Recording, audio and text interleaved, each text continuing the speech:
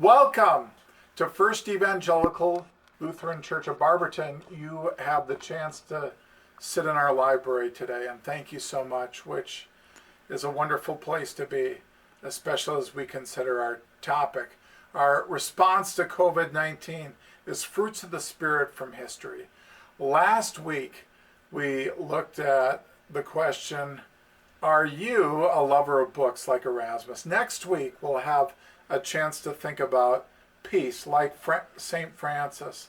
Are you an instrument of peace? But today, I'd like to ask, like C.S. Lewis, are you surprised by joy? Like C.S. Lewis, are you surprised by joy? What does the Bible say? But now the fruit of the Spirit is love, joy, peace, patience, kindness, goodness, gentleness, faithfulness, and self-control. Against such there is no law, and those who belong to Christ Jesus have crucified the flesh and all their passions and desires. Galatians 5:22 through 24. Have you been surprised by C.S. Lewis? Before I ask you if, like C.S. Lewis, are you surprised by joy, did you ever have a minister talk so much about C.S. Lewis before me? Maybe you were once surprised by C.S. Lewis. There was a time when I was surprised by C.S. Lewis. Fifth grade teacher, Mrs. K. Chodoronik, 1980. I was only a fifth grader. And in the fall of 1980, we read The Lion, the Witch, and the Wardrobe. I reread the book the Monday before my test and just loved being able to answer the questions on the test. I remember one hard question.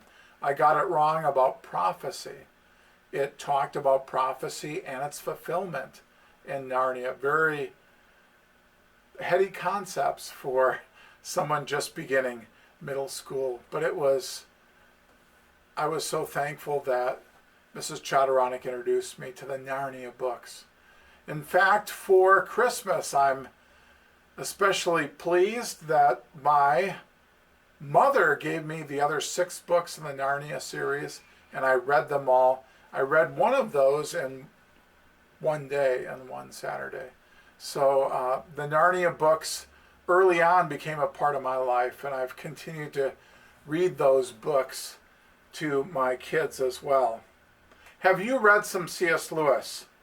On All Saints' Day 2019, I was in the stands watching my daughter Lydia and marching band, and I was sending texts to people, what from C.S. Lewis have you read? Now, some people said they hadn't read C.S. Lewis. Other people, my friend Steve Wheeler said, Mere Christianity, Screwtape Letters, Problem of Pain.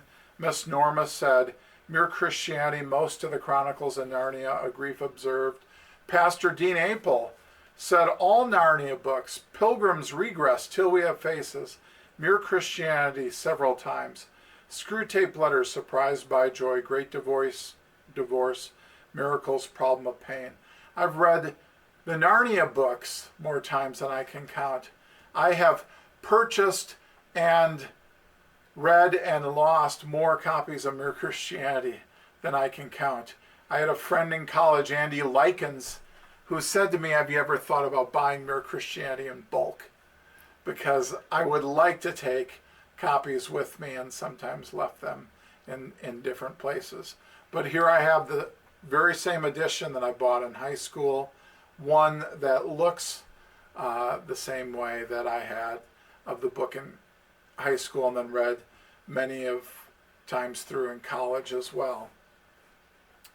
Mere Christianity is certainly one of the most famous books. The Christianity Today called Mere Christianity by C.S. Lewis the top bestseller of the 20th century. So as a Christian book, it's the top bestseller of the 20th century. I've read Screwtape Letters 5 times. I've read Abolition of Man, Great Divorce. 2 major biographies of C.S. Lewis.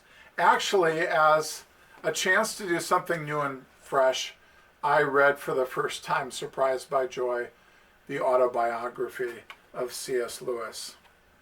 In Surprised by Joy, Lewis gives his definition of joy in Surprised by Joy. Joy is an unsatisfied desire which is itself more desirable than any other satisfaction. Joy may be sharply distinguished from the happiness and from pleasure. Joy, in my sense, has indeed one characteristic and one only in common with them: the fact that anyone who has experienced it will want it again. Apart from that, and considered only in its quality, it might almost equally well be called a peculiar kind of unhappiness or grief. But then it is a kind we want. I doubt whether anyone who has tasted it would ever, if both were in his power, exchange it for all the pleasures in the world.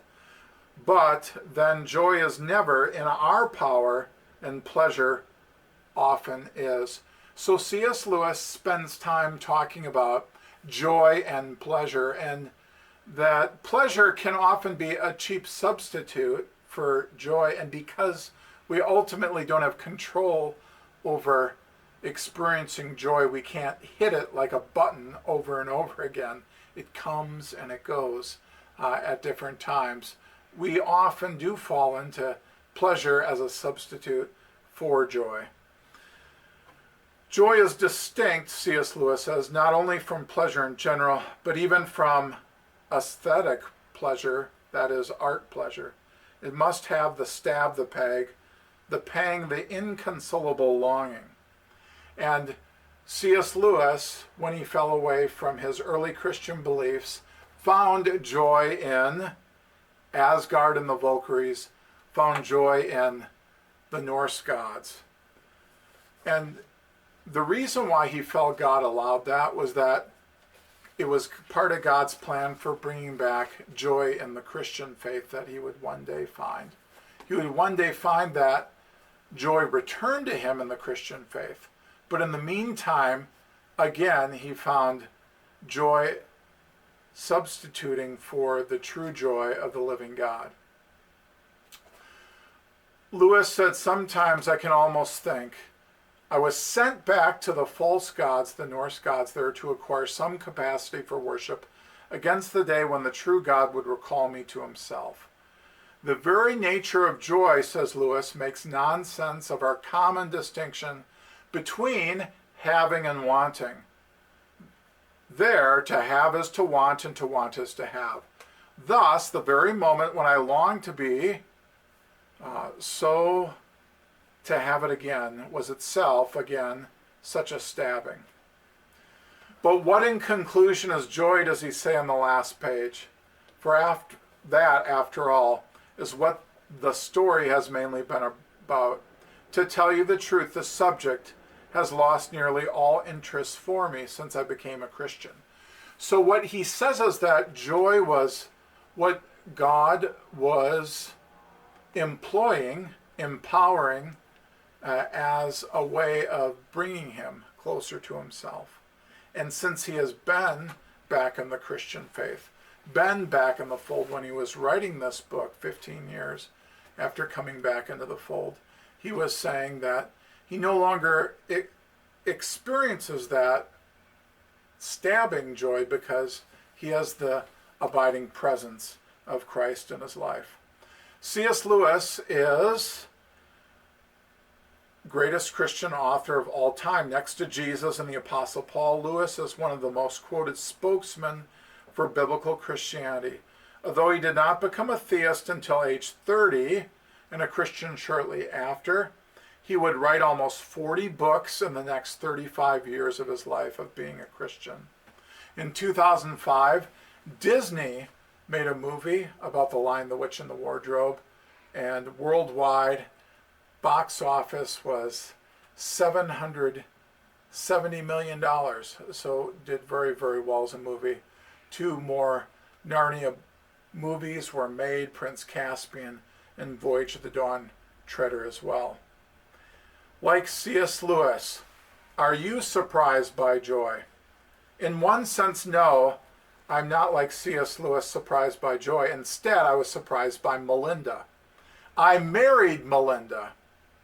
Melinda had a roommate named Joy when I started dating my wife, but my wife was Melinda. On April 23rd, 1956, C.S. Lewis married Joy Davidman Gresham. So not only was C.S. Lewis surprised by joy, but soon after publishing this book, he married someone named Joy. C.S. Lewis acquired 2 sons through this marriage. They had 2 very happy years before Joy became sick with cancer. C.S. Lewis had a friend who was an Anglican minister who was known for his healing, laid hands on her, healed her. They had another very happy year. The cancer returned, and Joy died a premature death at age 45 in 1960. People have different ways of grieving, and C.S. Lewis wrote a book called A Grief Observed. Aunt Karen, my brother Thor's wife, found that book very helpful. And many people have found A Grief Observed very, very helpful book. So there are many different areas that C.S. Lewis has been very helpful to people, but especially with the area of making defense of the Christianity, making things easy for Christians to understand. Mrs. Doris Holmes, who I lived with in a room in her house when I was a pastoral intern, she was 89 at the time. She had both heard one of the greatest female speakers of the 20th century, Amy Semple McPherson, and one of the greatest Christian evangelists, Corrie ten Boom, and she said about both speakers the same thing, which is both Corrie ten Boom and Amy Semple McPherson could make Christianity easy to understand. And that is what C.S. Lewis has been for both Christians and people who have a hard time understanding the Christian faith. He's been an author that have helped people to understand the Christian faith. So 3 teaching points in summary about C.S. Lewis. First, better late than never. That's a line from John Bunyan's Pilgrim's Progress. It's about the fact that Christiana waited until her husband had gone to heaven before she started out on her journey to heaven. She says, "'Tis true, 'twas long ere I began to seek to live forever. But now I run fast as I can. 'Tis better late than never." C.S. Lewis became a Christian late in life, a theist at age 30, and a Christian about a year later. But he ended up writing almost 40 books. He ended up being making a difference in the lives of people like Chuck Colson, one of Richard Nixon's office staff that went to prison because of the Watergate scandal. Mere Christianity helped lead him to Christ. Many people have come to Christ because of the writings of C.S. Lewis, and many have been nurtured in faith. So if you came to Christ later than you wished, just keep in mind that a person who comes to Christ late often makes a great difference in the lives of others. 2, classic writers never go out of style. I had an AP English teacher, Mrs. Diane Breach. She said, buy classic clothes because they never go out of style. I like to compliment people for wearing Argyle clothing to church because I say, hey, that's classic clothing that never goes out of style. C.S. Lewis books are books that never go out of style. They're not the books that a church library is going to dispose of because no one reads that author anymore. It's helpful to both read a classic author and to pass that classic author on to others. So 1, better late than never. 2, classic writers never go out of style. 3, Lewis is worth reading multiple times. I had a great talk with my dad about how a great book is worth reading more than once.